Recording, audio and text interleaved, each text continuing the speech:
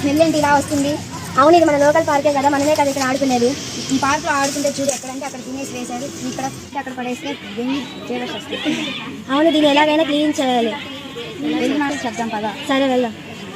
Good morning madam. Good morning అమ్మా. ఏంటి ఇలా వచ్చారు? మనం ఆడుకునే లోకల్ పార్క్ లో తినేసి ఎక్కడంటే అక్కడ వేసారు. ఏంటి మన లోకల్ పార్క్ లోనా? అవును మేడం. చెత్త బుట్ట పెట్టినా ఎక్కడ పడితే అక్కడ చెత్త వేస్తున్నారు, వాటి వలన దోమలు వస్తున్నాయి. దీన్ని ఎలాగైనా క్లీన్ చేయించండి. అక్కడ స్వీపర్స్ ఉండాలి కదా, క్లీన్ చేయలేదా? చేయలేదు మేడం. దీన్ని ఎలాగైనా క్లీన్ చేపిద్దాం. ఎవరితో చేపియాలి? ఎవరికి చెప్పాలి ఇప్పుడు? మనం పార్క్ ఓనర్ దగ్గరికి వెళ్ళి చెప్దాం. సరే మేడం. నమస్కారం అండి. నమస్కారం అండి. ఏంటి ఇలా వచ్చారు? మనం స్కూల్కి వెళ్ళే దారిలో పార్క్ ఉంది కదా, మన లోకల్ పార్క్. అక్కడ ఎలాగంటే అలా చెత్త పడి ఉంది, దానివల్ల స్మెల్ కూడా వస్తుంది. దాన్ని ఎలాగైనా క్లీన్ చేయండి. ఎన్నిసార్లు క్లీన్ చేయించాలి కదా? ఎన్నిసార్లు క్లీన్ చేసినా మీ స్కూల్ పిల్లలు వచ్చి తిని అక్కడ పడితే అక్కడ వేస్తున్నారు కదా, ఒక మాట వాళ్ళకి చెప్పండి. సరే సరే. ఈ సమస్యను ఎలా పరిష్కరిద్దాం? పార్టీ దగ్గరికి మా ఇద్దరం కలిసి ఒక లెటర్ రాసుకుని వెళ్ళిద్దాం మేడం. సరే వెళ్దాం మేడం. సరే.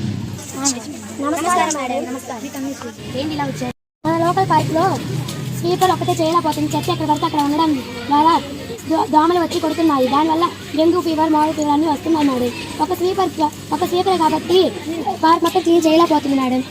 ఇద్దరు స్వీపర్స్ని పంపించి క్లీన్ చేస్తారా వారం వారం? సరే పంపిస్తాం. Thank you madam. వెల్కమ్.